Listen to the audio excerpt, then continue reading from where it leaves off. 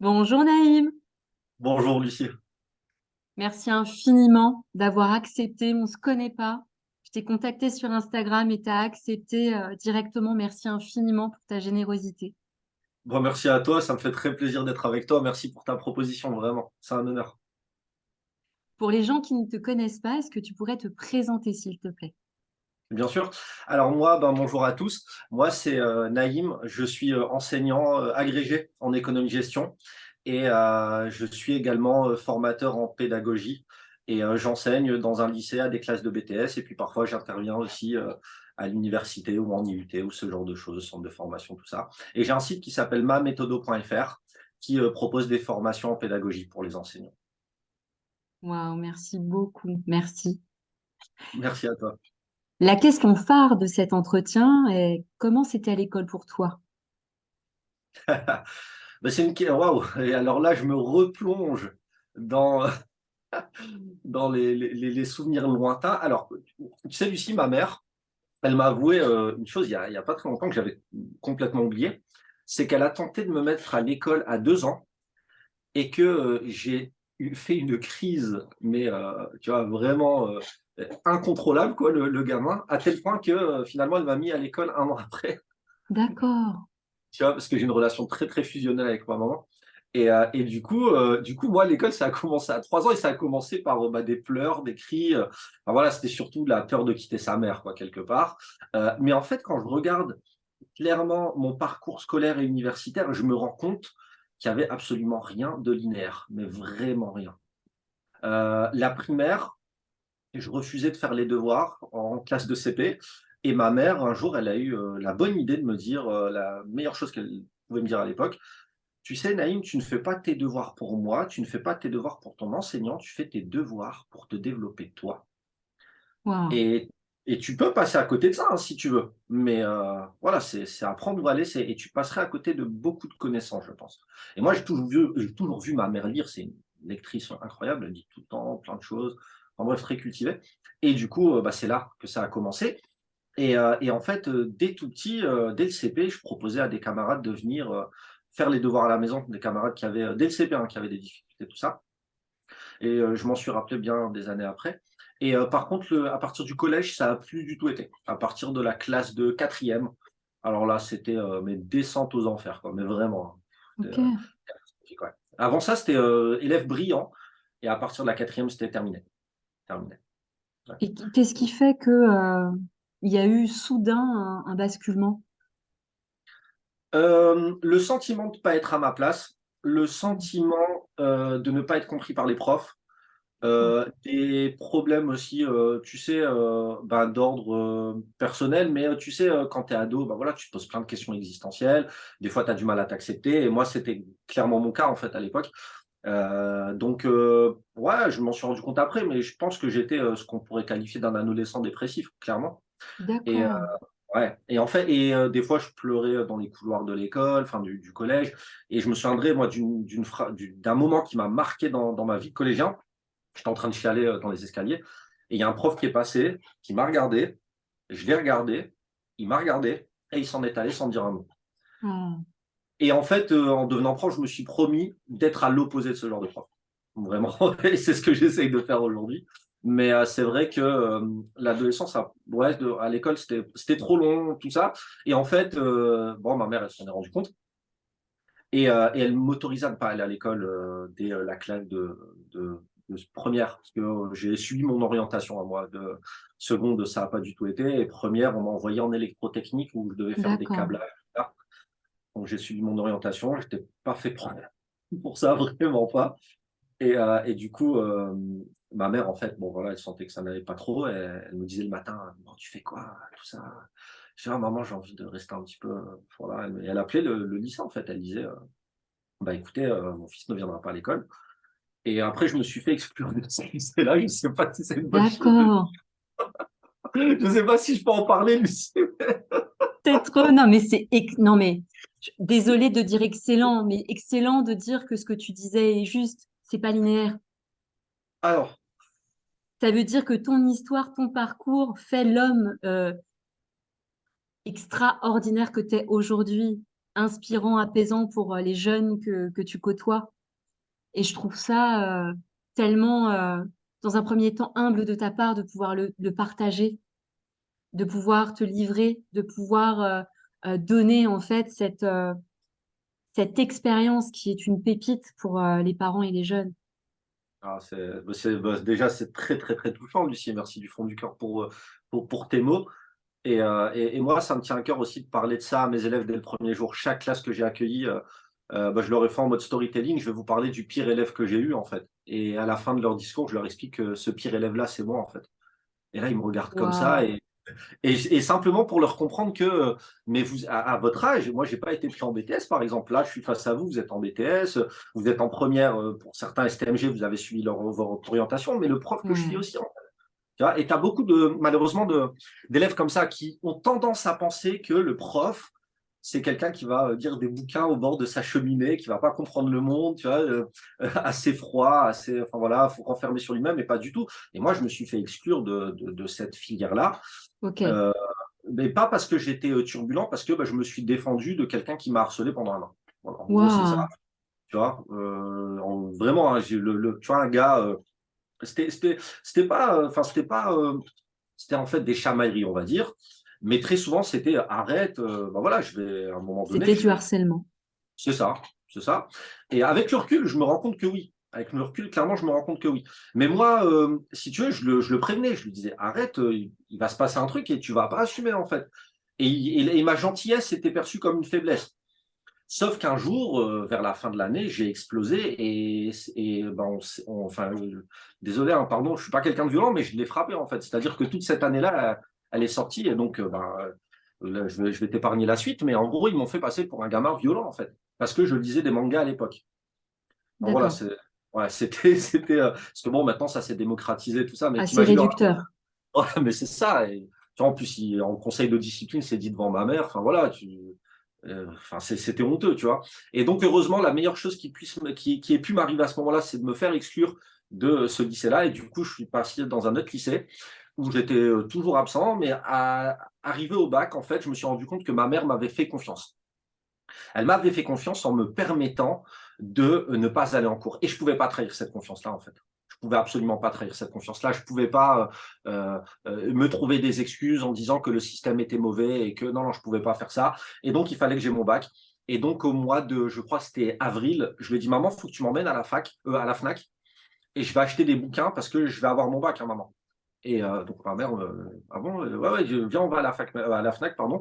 Donc j'ai acheté des synthèses, voilà, tac, tac, tac. J'ai bossé un mois et demi non-stop, matin, midi, soir, nuit, en buvant de la Red Bull et en mangeant du chocolat, pensant que c'est bon pour mon cerveau. Mais je te jure, je me suis fait mal comme jamais, Lucie, c'était incroyable. Et, euh, et j'ai eu mon bac, et j'ai été au rattrapage parce que j'ai voulu aller au rattrapage.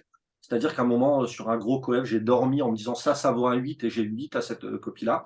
Et je voulais aller à l'oral parce que je voulais avoir des points à rattraper pour être sûr de savoir quelle matière prendre et tout ça. Et du coup, j'étais à l'oral et j'ai eu mon bac. Enfin, oh mon Grand Dieu, mais bravo. merci Lucie, mais oh mon Dieu. Donc je suis pas un exemple, vraiment, je tiens à le dire. Ouais, mais et à la fin, enfin à la suite de ce bac, que s'est-il passé? Bah en fait, forcément, dossier catastrophique, Lucie. Donc très compliqué de se faire prendre en BTS. Alors pour la petite anecdote, tous les BTS qui ne m'ont pas pris m'ont accueilli en tant qu'enseignant. Donc, donc ça, c'est assez cocasse quand même. Tu m'étonnes. C'est comme quoi on ne sait pas de quoi demain est fait, hein, si on m'avait dit ça. Exactement. Et donc, en fait, finalement, moi, je me retrouve à l'université parce que moi, j'étais pris dans aucun BTS. Et pour moi, en fait, je connaissais même pas l'orientation. La seule conseillère d'orientation que j'ai vue, je te jure que c'est vrai. Alors, la formation n'existe plus, mais elle m'a proposé un CAP bergerie. Mais je te promets que c'est vrai, elle m'a proposé une formation pour devenir berger. Je sais plus si D'accord. l'intitulé c'était CAP bergerie. Et du coup, je lui ai dit, bah écoutez, moi j'aime bien la nature, mais après, enfin, voilà, je vis en ville, je vis dans une métropole, les lycées, ça se passe comment? Et moi, je prenais son propos pour argent comptant, parce que pour moi, forcément, tu sais, dans la perception d'un gamin, si une conseillère te parle, c'est qu'elle est experte dans son domaine, quoi, tu vois. Et donc, je ne l'en ai plus vu parce qu'après, je me suis dit, je pense qu'elle se moque peut-être de moi, je ne sais pas. Mais du coup, je me retrouve en licence de chinois. Moi, je voulais faire du japonais, j'adorais le japonais. Et je me retrouve en licence de chinois par LV2 japonais parce que j'avais mes amis d'enfance. Moi, j'ai la même bande de potes depuis l'école primaire, en fait. Et ces amis d'enfance-là ont choisi chinois pour l'avènement du commerce international à l'époque. Et moi, je D'accord. voulais être sûr de pouvoir rattraper les cours en cas d'absence. Voilà, c'était ma stratégie, tu vois. Oh, les Et stratèges. ouais, c'est ça, c'était ma stratégie. Mets-toi avec eux, de toute façon, tu vas pas aller en cours, Naïm, t'aimes pas aller en cours. Mets-toi avec eux, comme ça, ils vont te donner les cours si tu vas pas. Et je comptais pas y aller, de toute façon. Et malheureusement pour moi, je suis tombé sur des profs passionnés et donc passionnants. Et j'ai été le plus sérieux, en fait. Et c'est moi qui donne les cours et j'ai vécu des années universitaires qui sont inoubliables. J'ai Waouh. appris sur le bouddhisme, sur le taoïsme, sur le théâtre des Tang, de la dynastie des Tang. Enfin, et donc, t'imagines, Lucie, j'avais une prof de pensée chinoise avec un accent italien, avec les mimiques. C'était un délice. Je buvais ses paroles. C'était incroyable. C'était incroyable, Lucie. Waouh. Et donc, bah voilà, quoi, licence de chinois. Et c'était incroyable, hein, la licence de chinois, franchement. Oh, c'était vraiment bien. J'en garde un excellent souvenir, vraiment. Vraiment. Mais là, tu attises ma curiosité, mais licence de chinois, comment as-tu pris d'autres? Quels sont les chemins que tu as appris et comment les as-tu pris? Parce que rien à voir avec ce que tu fais aujourd'hui. Métier Absolument rien à voir. extraordinaire. Bah ouais, absolument rien à voir, en fait. Bah, en fait, si tu veux, je me suis rendu compte d'une chose, c'est que euh, je me suis intéressé beaucoup, tu sais, à ce qu'on appelle le unschooling, le homeschooling, tout ça.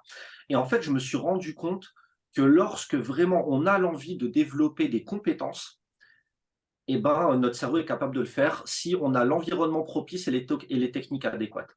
Et en fait, toute ma scolarité, ça n'a été que ça. J'ai eu besoin d'apprendre des choses pour aller au bac, ben, j'ai appris ces choses-là au moment voulu. Et pareil pour la licence de chinois. J'ai trouvé un intérêt là-dedans, ça m'a vraiment intéressé. Ben, j'étais le plus passionné de ma classe et ben, j'étais vraiment excellent. Alors peut-être pas en langue, je t'avouerai, mais en tout cas en littérature, en histoire et tout, j'étais vraiment excellent à l'époque. Et en fait, si tu veux, j'avais une carrière de danseur à côté. Moi, Waouh. moi, moi, si tu veux, dans ma famille, en fait, je suis d'origine algérienne, et dans ma famille, du côté de mon père, dans les repas de famille, on pousse les tables et on danse. C'est Waouh. culturel, en fait. C'est comme ça, tu Excellent. vois. Ouais, c'est trop bien. C'est culturel, les enfants dansent, la grand-mère, elle danse. Enfin voilà, tout le monde danse, mon père danse tout le temps. Enfin voilà. Et du coup, moi, en fait, parallèlement à l'école, j'aime bien la danse hip-hop, tu vois. Donc, je me développe, tout ça, j'essaye de danser. Et je commence à gagner des compétitions individuelles locale, nationale et internationale. Waouh. Et en fait, en troisième année de chinois, j'ai dû arrêter mes études parce que ma carrière artistique me prenait tout mon temps et j'ai été appelé à l'étranger pour donner des stages de danse et pour juger des compétitions, tu vois. Et donc, j'ai mis mes études de côté. Mais non, Tu vois, j'adore. c'est n'importe quoi. Mais j'adore. Mais C'est quelle dingue. surprise. Ouais, bah ouais, c'est ça. Et il y a des, tu sais, c'est marrant, hein, tu vois, parce que mes premières années d'enseignement, j'enseignais des fois à la fac, je faisais des TD, tout ça. Et très souvent, les étudiants à la fac, ils tapent le nom du chargé de TD pour voir les travaux qu'il a fait, les revues dans lesquelles il a contribué, ce genre de choses. Sauf que moi, ils trouvaient des battles de danse, en fait. Tu vois.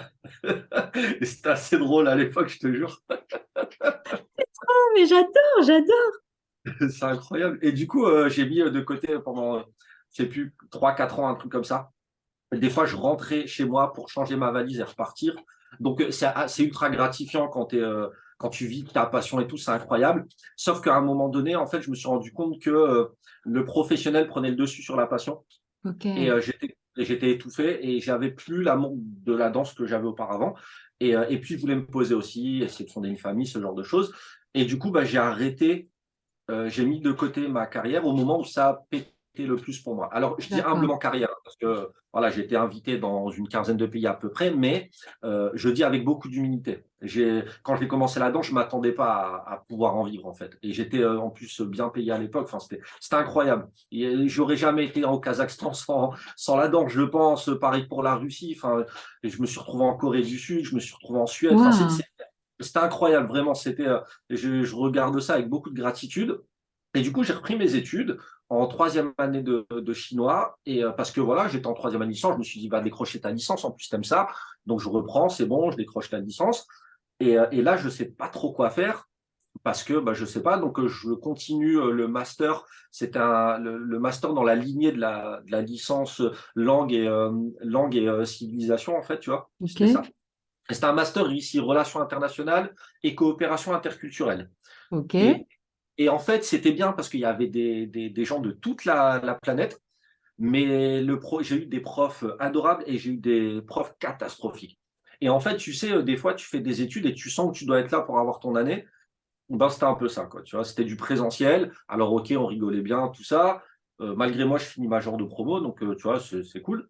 Et là, ouais. je sais, et là, je sais pas quoi faire, Lucie. Là, je sais pas quoi faire et je suis un petit peu perdu. Donc, voilà. Mais quand tu dis que tu es perdu, mais quel est l'élément ou la personne qui t'a permis en fait d'aller vers cette voie que j'entends que tu n'avais pas en fait? C'est exactement ça. C'est une voie que j'avais pas, hein, clairement. Donc en fait, je me suis retrouvé en master parce que c'était la continuité de la licence. Je me suis dit, oh, allez, Ok, on va s'arrêter au master. Et puis, un master en langue, culture et civilisation étrangère, mention chinois, sur le marché de l'emploi, voilà, on va pas se mentir, c'est pas très concurrentiel, tu vois. Tu pars pas avec un unfair advantage sur ça, tu vois. Enfin bref. Et du coup, euh, et du coup, clairement, j'ai un ami qui avait dansé aussi, qui était d'ailleurs un de mes mentors à l'époque, qui avait arrêté la danse et qui était devenu enseignant. Et on s'appelle tout ça. Moi, j'ai ma vie d'étudiant, donc je travaille dans de la restauration. Enfin voilà, j'enchaîne des petits boulots comme ça. Le soir, tu fais face à une clientèle qui est pas très cool. Enfin voilà, c'est pas évident. Je commence à être papa, tu vois. Enfin, il faut de l'argent et moi, je suis étudiant. Enfin bref, c'était assez compliqué. C'était une période qui était quand même pas facile avec le recul, vraiment. Mais j'y croyais, tu vois. Je me suis dit, voilà, on tente, tu vois. Je suis plutôt d'humeur optimiste après une adolescence que je t'ai partagée. Et du coup, il me dit, bah écoute, moi, je suis devenu prof. Et franchement, j'aime bien et tu devrais le tester. Si tu veux, je t'aide. Je dis, bah écoute, franchement, je vais pas te mentir, j'ai adoré donner des cours de danse.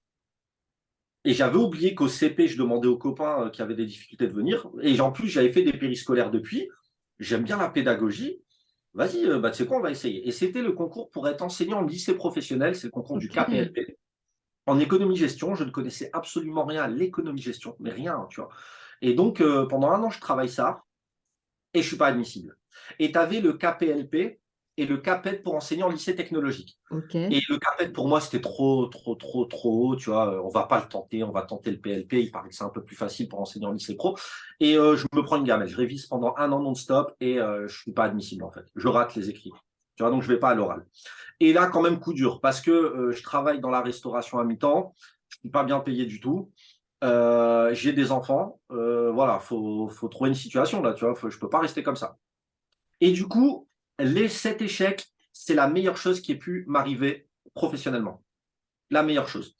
Je t'explique, Lucie. De cet échec, j'avais deux solutions. Soit je considère que le monde est coupable et que c'est pas de ma faute, j'ai fait du mieux que j'ai pu et tout ça. Soit je me remets en question et je me dis comment on vise l'excellence. Et en fait, je me suis intéressé aux neurosciences à partir de ce moment-là. Et je Waouh. suis tombé sur les travaux de Tony Buzan, sur la lecture rapide, sur le mind mapping. Et l'année d'après, je prépare donc mon année pour ce concours-là. Je m'inscris au CAPET. Je dis, allez, tant qu'à faire, on y va. Je suis admissible au KPLP et je décroche la meilleure note de France à l'un des deux écrits, à savoir 19,33 sur 20. Et je l'ai su après, hein, quand le rapport du jury est sorti et que les notes sont sorties, c'est à ce moment-là que je l'ai su. À ce moment-là, je ne le savais pas. Excellent. Là, mais c'est ouf. Et en même temps, je suis admissible au CAPET. Je me souviens, j'ai appelé mon père, j'ai dit, papa, le concours difficile, finalement, je vais à l'oral, tout ça.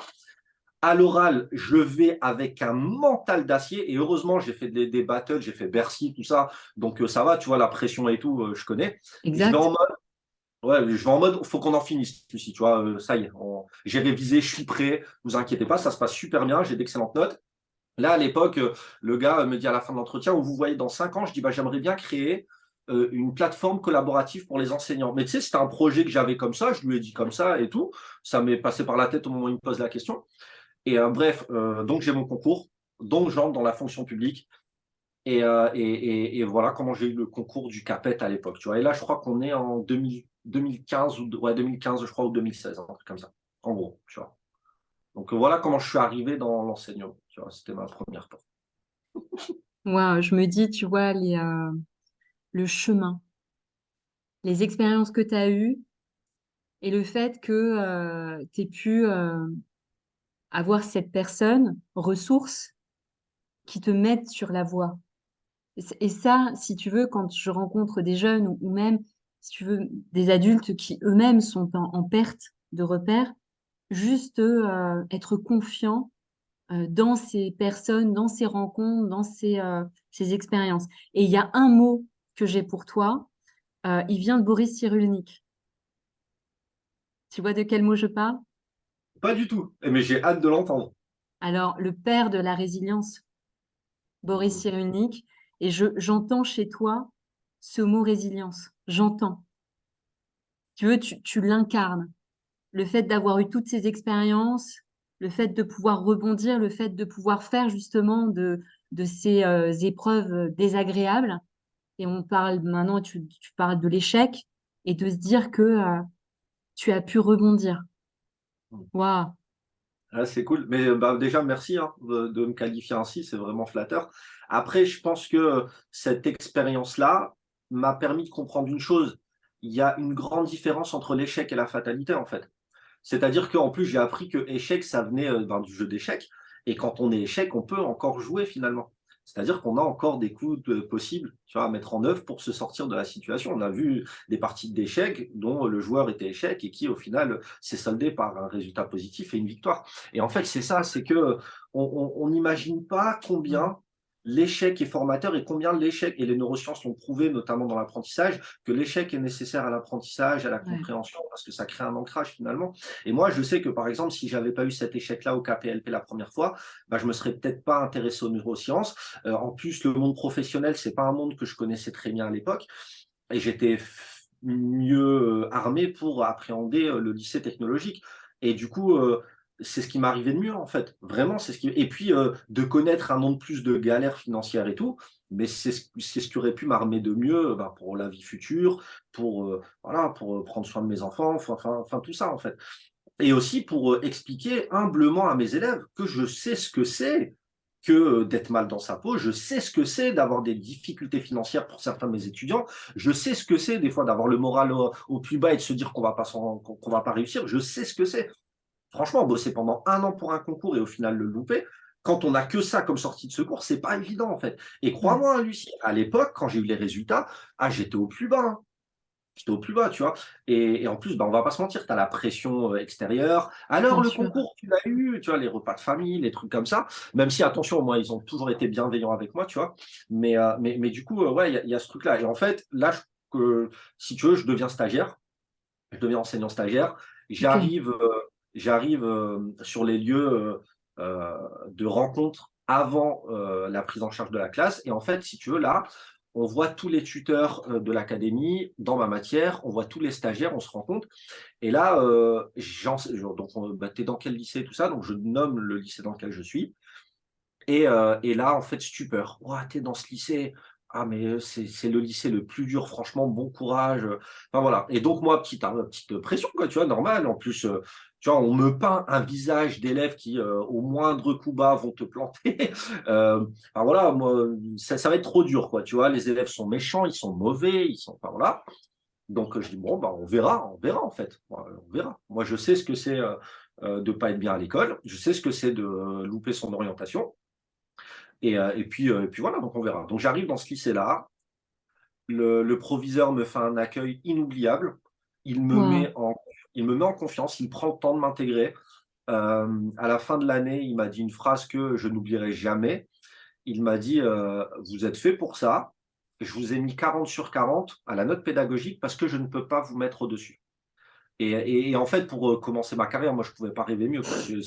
Je le salue, hein, c'est Monsieur Desplanques. Je ne pense pas qu'il regardera cette vidéo, mais c'est quelqu'un qui a marqué profondément ma carrière, mon humble carrière, et aussi qui m'a permis de me conforter dans mon choix de carrière, tu vois, et mon ambition de devenir prof. Et en fait, Tu sais, des fois, tu as des gens qui te cassent et tu as des gens qui te mettent en confiance et lui a fait partie de ces gens-là, tu vois, et je l'oublierai jamais. Je crois qu'il part à la retraite l'année prochaine. Il a évidemment mérité sa troisième boîte de chocolat, mais, mais effectivement, j'irai le saluer. Et du coup, ça démarre et moi, celui-ci, c'est ce que je te dis, premier cours. Je vais vous parler d'un élève catastrophique en cours, 3,2 de moyenne, mais moi, je croyais en lui, donc je l'ai mis dans des conditions pour qu'il ait son bac. Et vous savez quoi, il a eu son bac. Avec ce dossier-là, je ne vais pas vous mentir, même moi, je n'ai pas pu me prendre en BTS. Donc voilà, tac, tac, tac et tout. Et à la fin, je leur dis, bah, aujourd'hui, il forme des profs et on est en lien, c'est un collègue, il forme des profs et il adore son métier et tout ça. Et en fait, ben, ce n'est pas un collègue, c'est moi. Et donc, première chose que je dois vous dire, vous n'êtes pas pire que moi à l'époque. C'est la première chose que je dois vous dire. Deuxième chose, j'ai énormément à apprendre de vous et c'est pour ça que je fais ce métier.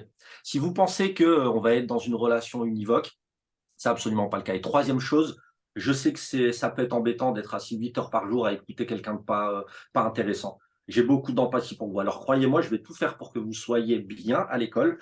Et si dans mon cours, vous ne sortez meilleur que vous n'êtes entré, j'ai gagné. Le reste, on verra après, en fait. Et du coup, retour incroyable des élèves l'année, Lucie, mais quand je te dis incroyable, c'est la CPE m'appelait l'OVNI, tu vois. Des Oh là mots là. incroyable, des mots que j'ai encore. Moi, le mot qui m'a le plus marqué, c'est un bon prof est un prof qui me met en confiance. Moi, j'ai chialé, moi, sur ces mots, tu vois, mais vraiment incroyable. Et du coup, une année de stage hors pair, je finis major de promo au Master MEF. Tu sais, c'est la formation que tu as D'accord. quand tu étais stagiaire à l'époque.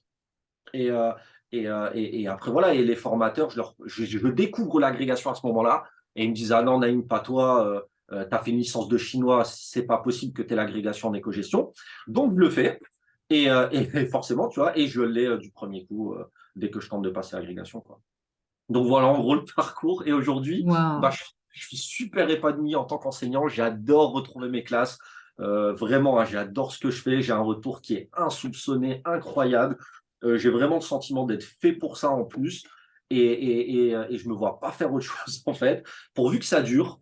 Mais je t'avouerai une chose, c'est que j'adore mon métier, mais je suis dans un système qui me pose profondément problème. Vraiment. J'entends. Voilà. Voilà, en gros. Et j'ai du mal avec les collègues aussi, franchement. J'ai un peu de mal avec les collègues. Mais, c'est tout. Mais sinon, voilà, j'adore ce que je fais. Et franchement, rien ne me destine à ça. C'est-à-dire que, et je vais pas te mentir, hein, Lucie, il y a des profs, je leur ai envoyé des mails après l'agrégation, hein. Salut, c'est C'est l'idiot. le. C'est l'idiot. Enfin voilà, tu vois, j'ai envoyé des mails parce que ça peut briser des gamins, en fait, ce genre de phrase, tu vois, que j'ai reçu, Exactement. moi. Ça peut briser des gamins, quoi, malheureusement. Donc voilà mon Wow. parcours. Ah, c'est ouf de parler de tout ça. Je sais pas si Je tu as suis parlé de tout ça. heureuse, honorée, Ah, c'est moi. honorée que tu me partages ça, que tu transmettes cette. En fait, c'est l'espoir, c'est la lueur d'espoir. Tu sais, Mm. c'est le fait que tu as eu un environnement qui t'a porté, qui a cru en toi, même si toi, bah voilà, il y a eu des moments où c'était très délicat. Tu parles de dépression. Donc, psychologiquement, j'imagine biologiquement, physiologiquement, ça devait être compliqué, mais franchement, un grand chapeau bas. Et une dernière question. Quel conseil tu pourrais donner aux jeunes qui rencontrent des difficultés scolaires et qui ont du mal à se projeter dans leur avenir? Mm. Alors, ouais. Sincèrement, déjà, avant de parler aux jeunes, j'ai envie de m'adresser d'abord aux parents. Ouais, merci. Moi, merci à toi, vraiment merci à toi, Lucie, pour ce que tu me permets de faire, vraiment.